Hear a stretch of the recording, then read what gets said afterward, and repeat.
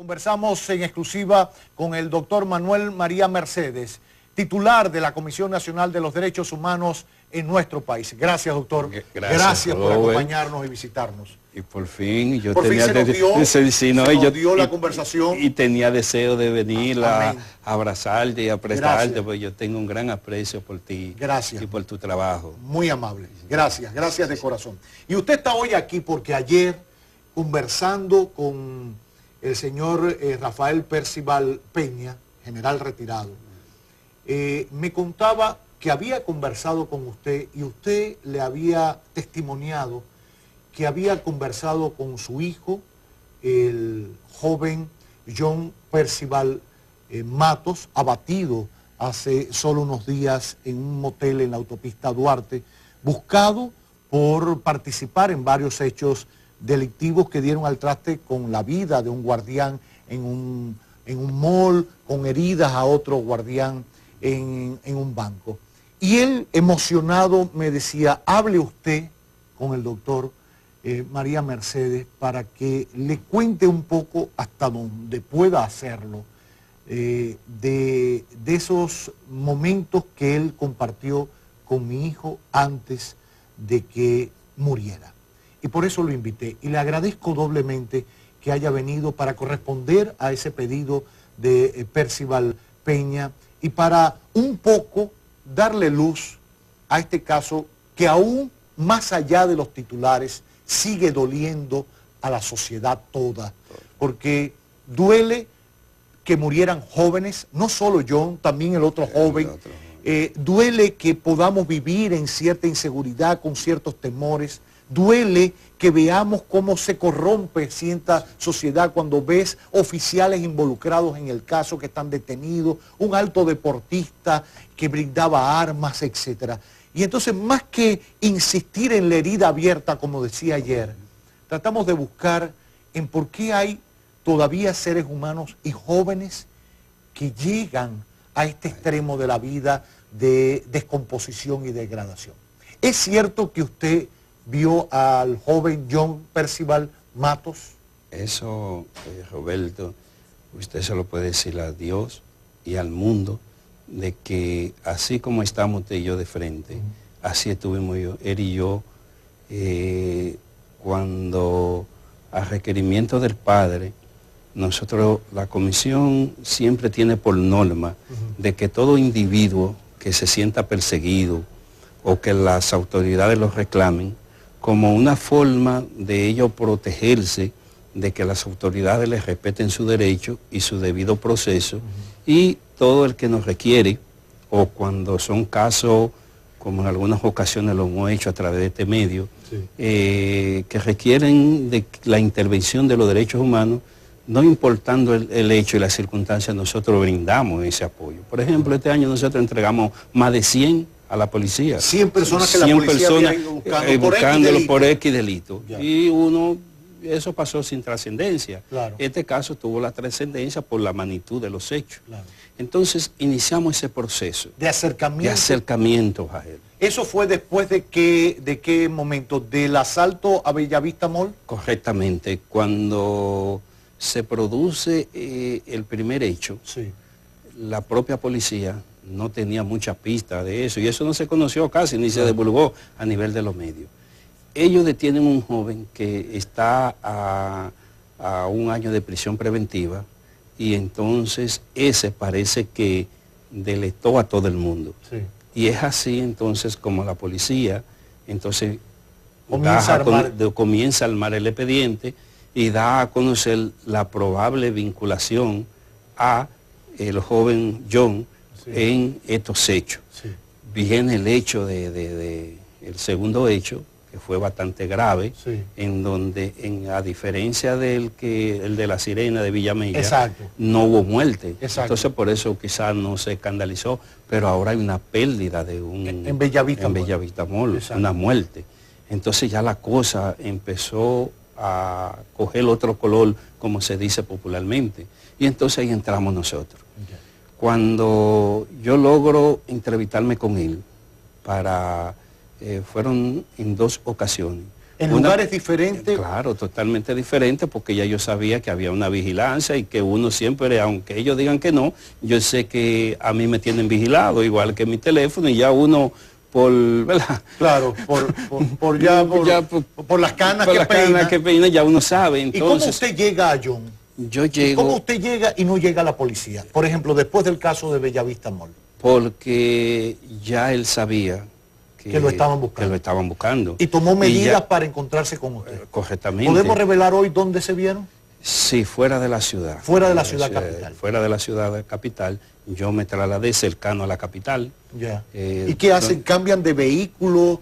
Yo no me fui en mi vehículo usual. Ajá. Ya él estaba en un lugar esperándome. Ya. Porque la misma policía, a propósito del primer hecho... Del de la sirena. Del de la sirena, sabía en donde él se había alojado en una zona cercana de aquí de la capital, y eso le dio una pequeña pista, pero no suficiente. Entonces acordamos fuera de la capital, en la periferia, entonces yo voy.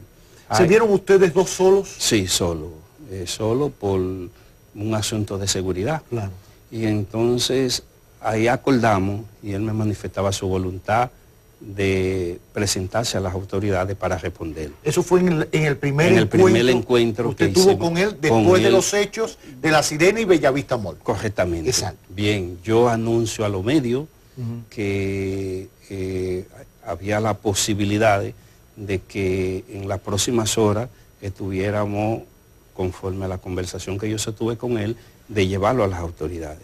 Hablo con su papá, el papá dijo, no, fenomenal. Nos vimos en la casa de un diputado con el papá, y entonces ya estábamos haciendo todos los trámites. ¿Qué resulta ahí entonces? Que de buenas a primeras recibo un mensaje de que no se va a dar disfrazado, ¿verdad? Sí. Para que no nos agarren la pinta en clave. De que ya él no estaba dispuesto a entregarse. ¿Cuántos días pasó entre esa conversación y esa decisión? No pasaron 2 días. Oye. No pasaron 2 días. Arreciamos los contactos con el papá, con los allegados. Para volverlo, para convencerlo de la necesidad de que se presentaran las autoridades para evitar un derramamiento de sangre como lo que ya habían sucedido, claro, como el caso del el vigilante que ya había fallecido. Claro. Y yo digo, mira, no queremos, bueno, fíjense que logramos el segundo encuentro. Ya. Que fue casi 3 días después. Casi 3 días después del primero. Correctamente. También en la cercanía de la ciudad se había movido. En la cercanía de la ciudad, pero él se había movido, no en la misma área, sí, sino en otra área. Y entonces con la medida del lugar, entonces pudimos vernos, muy corto el encuentro. ¿Y qué le dijo él? ¿Qué adujo para no entregarse? Mira, en primer lugar, él me decía, mire, doctor Mercedes, yo agradezco, como me dijo su mamá en la funeraria, yo agradezco el esfuerzo que usted ha hecho, pero yo he tomado la decisión de no presentarme a las autoridades. ¿Y por qué, mi hijo? Porque tú sabes entonces lo que va a venir. ¿Tú quieres un derramamiento de sangre? Y yo, mira, doctor, ¿qué es lo que pasa? Fíjese, yo, y por primera vez lo estoy revelando aquí, porque me lo pidió él así, y yo debo corresponder en eso, como dirigente, presidente de los derechos humanos, como notario que yo soy, abogado. Y abogado, entonces, está bien, ¿cuáles son las razones? Entonces, mire, oiga, ¿qué sucede? Yo soy un hombre muerto ya. Digo, pero tú estás vivo, mi hijo, no piense así, que tú puedes reivindicarte y la gente tiene derecho a una oportunidad. Entonces digo, no, mire, a raíz de mi problema con lo que sucedió en el avión de que usted conoce, a mí me cancelaron de la Fuerza Aérea. O sea, para recordarle un poquito a los televidentes, recordaremos que hubo un primer caso donde estuvo envuelto el joven John Percival Matos con el robo de una avioneta perteneciente a una compañía de Punta Cana, el grupo Punta Cana, que supuestamente él se había llevado del aeropuerto de Ligüero, y después en el proceso fue descargado, ¿no? Si mal no recuerdo, pero fue separado de la fila cuando él estaba alistado en la Fuerza Aérea. Correctamente. Conforme al debido proceso constitucional, cualquier oficial de cualquiera de las instancias de seguridad del Estado, si usted se ve involucrado en un hecho, lo correcto es que lo suspendan. Si usted es condenado, ya usted no vuelve a la institución. Si usted es descargado, el deber es reintegrarlo. Entonces, él me dice, mire, yo soy padre de 3 hijos, tengo una esposa. Mi papá económicamente no está bien, que era quien me daba la mano en situaciones difíciles. Ya retirado don Percival. Claro, Peña. sí. Y entonces, yo estoy en una situación difícil económicamente. Y entonces, ya donde voy con esta situación, no consigo, no encuentro empleo. Entonces, dígame qué yo hago. Pero hay otras alternativas y vamos a ver cómo buscamos la vuelta, yo convenciéndola, pero tú sabes que en esta situación tampoco ahora lo va a conseguir. Me dijo, pero ese es un primer elemento. Un segundo elemento que me dice, el otro elemento es, doctor Mercedes, mire, con la situación que ya yo he oído y que me han contado, aquí, ante el fracaso del Poder Judicial, oye, ¿le dijo él? Sí, me dijo él, aquí no me salva nadie.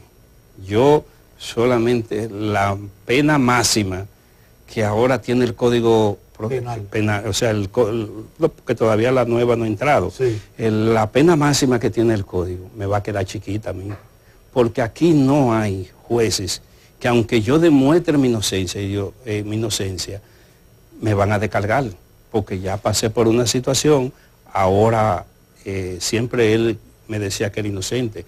Y yo digo, pero si tú eres inocente, con mayor vera, preséntate, porque claro, tú pasaste por un proceso con el avión y saliste bien. Él nunca le aceptó a usted que él había participado en los hechos de La Sirena y de Bellavista. No, y me dijo que inclusive ellos no tienen indicios, pero está bien, mira, yo no estoy aquí para cuestionar el hecho. Claro. Yo lo que estoy aquí es para facilitarte que tus derechos constitucionales te sean garantizados y que tú respondas por lo que ellos dicen. Claro. Y si ellos no te muestran, bueno, en el marco de la presunción de inocencia, tú vas a gozar de tu inocencia, entonces claro, tú lo vas a demostrar allá. No, doctor Mercedes, aquí no hay jueces que me puedan descargar a mí y que me puedan poner en libertad.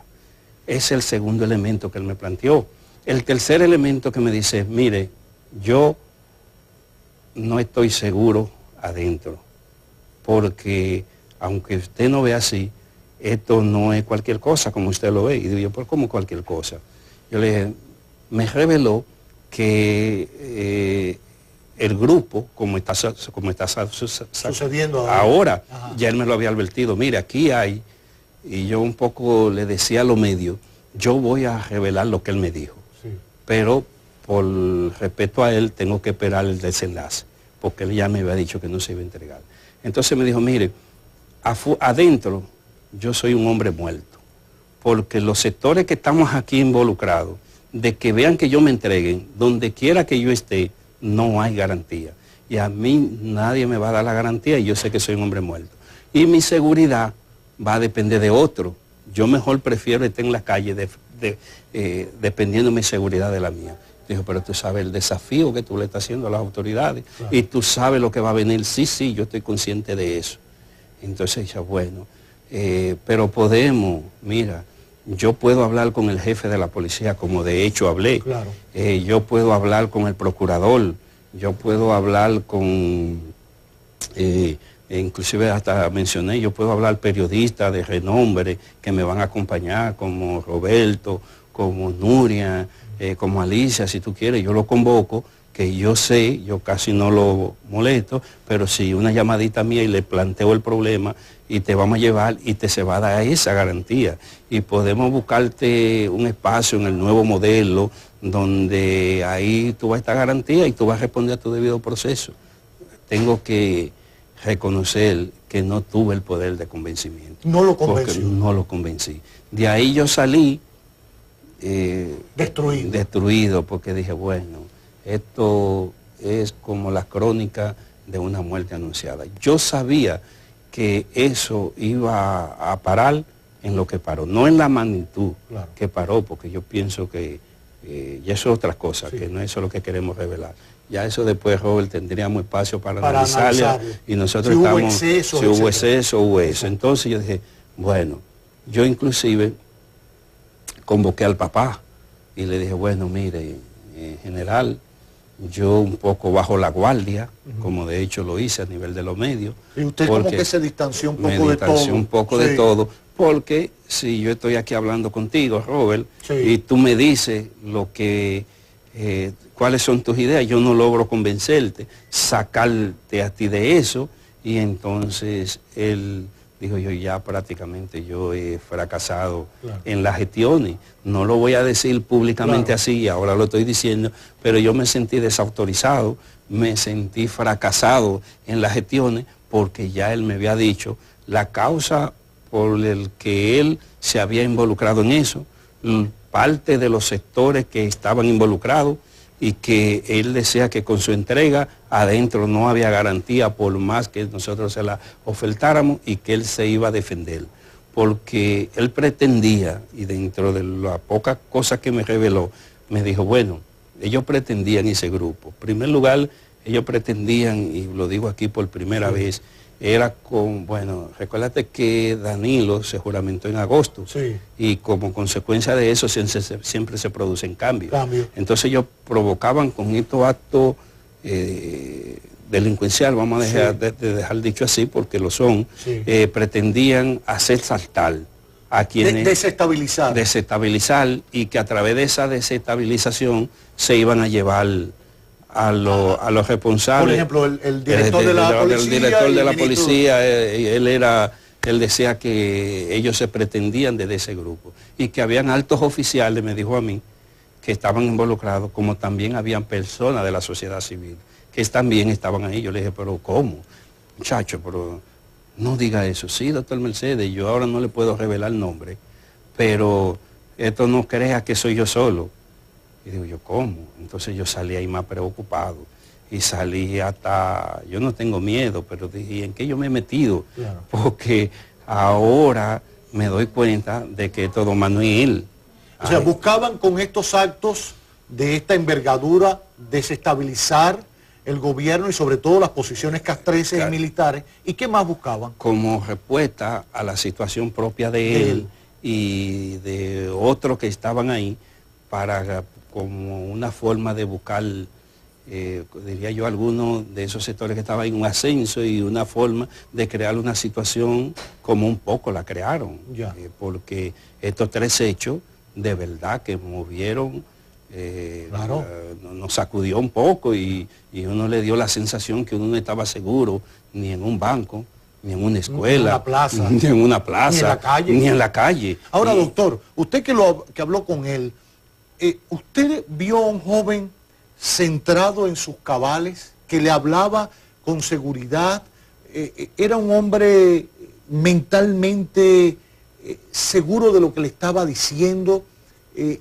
O quizás se fabricaba ciertos mitos, o quizás era una actitud reflejo de ciertas condiciones familiares que de alguna manera lo marcaron en su trayecto. Sí, hubo algunas situaciones familiares que lo marcaron, pero era una gente de poco hablar. Pero cuando él hacía como estamos así tú y yo, Roberto, que te miraba, uno veía que no era una gente como débil, era una gente de temple, y que cuando él te decía uno, o sea, no era una gente de que no, y entonces una gente como con esa calma, que yo debo revelar aquí, que cuando yo vi los primeros indicios del caso de Plaza Lama, dije, Dios mío, yo al otro día traté de verme con el general retirado. Digo, bueno, general. Con el papá de... Con el papá de él. Y el papá, sí. Y dije yo, bueno. Y le hacía señas estábamos viendo el video. Del caso. Yo no quería, tú ves, por delicadeza. Por delicadeza y por un problema de padre a hijo. ¿Intentó usted volver a contactar a John ya en esta última etapa? Es que fue muy difícil, porque fue muy rápido incluyendo el padre, y además todos los contactos ya se habían perdido. A propósito de que yo bajé un poco la guardia, porque es que él me dijo, no, o sea, yo no pude convencerlo. Por más que hablamos en ese tiempo, y uno con la presión de hacerlo rápido, porque uno no sabe, yo podía hasta perder la vida ahí, porque yo sé que lo están buscando y yo sé todo el despliegue, porque había hablado con el general Rosario, había hablado con el general Ney del DICRIN, me había entrevistado inclusive con el jefe de la policía y ellos habían desplegado todo y eso. Y por ejemplo, la misma policía sabe, que lo estoy diciendo aquí, que ellos sabían el listado de establecimientos que ellos tenían en la lista para hacerlo, claro, a tal punto que lo sabe el vocero, de que cuando ellos hacen el penúltimo, el penúltimo, ¿verdad? Sí. El de Bellavista. Sí, ellos tenían otro establecimiento ubicado en la Luperón, al mismo banco, que lo iban a hacer la semana siguiente. Ya. E inclusive la policía, porque tuve la información, mandó su operativo de prevención por si acaso, y no se produjo. Ya. Y entonces parece que ellos cambiaron de estrategia y en vez de ser a ese, entonces se fueron para Plaza Lama. Pero ellos tenían un listado, ya, porque ellos pensaban que a través de esas acciones iban a lograr la destitución y el jefe de la policía, y que iban a crear una situación difícil al presidente de la República, y ese era su criterio. Yo traté de romperle eso, pero al final no pude. Y yo sabía que estábamos en presencia de que iba a pasar lo peor, de que la muerte, él estaba decidido a morir. Ya. Doctor, le agradezco su testimonio. Yo creo que para los que nos están viendo, y no quiero concluirlo ni yo predisponer una conclusión de los televidentes, ni en usted tampoco, creo que es bueno que lo dejemos en este punto, en contar y relatar tal cual sucedió su último encuentro y el testimonio con John Percival Matos. ¿Por qué? Porque hay varias cosas para que aprendamos y lleguemos a conclusiones en el plano personal y sobre todo en el plano familiar. Nada vale más que la vida en este mundo. Dios nos ha dado la vida y solo Él nos las puede quitar.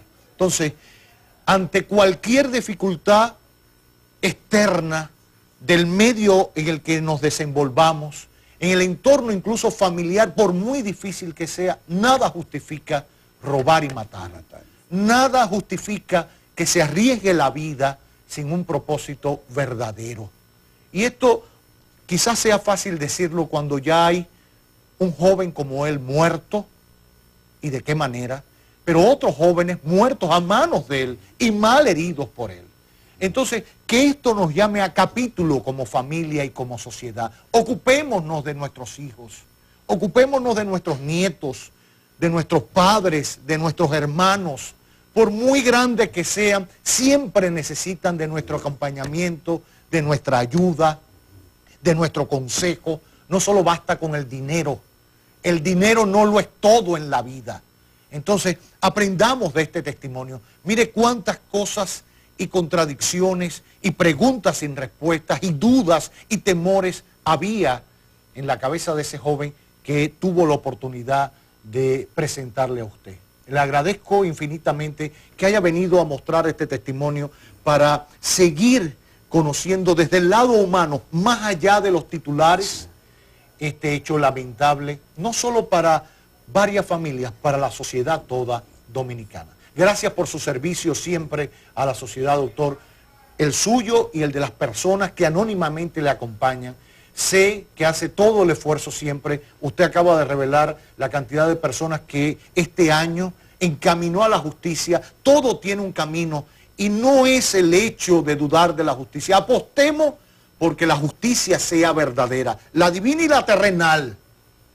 Dudar y hacerla fracasar no es la solución a una mejor justicia. Debatamos, discutamos, presentémonos ante ella para poder ser juzgados y juzgar. Ese es el camino. Y la Comisión Nacional de Derechos Humanos que preside el doctor Manuel María Mercedes ha hecho durante muchos años hincapié para que se le respeten los derechos a cada ser humano dentro del marco de la ley y ha sido el vínculo para preservar vidas, para que jóvenes y no tan jóvenes respondan a la justicia, no para esconderlo ni dejar que sigan delinquiendo. Todo el esfuerzo de Manuel María Mercedes, al menos con este caso de John Percival Matos, fue para preservarle su vida y que se encargara la justicia de juzgarlo.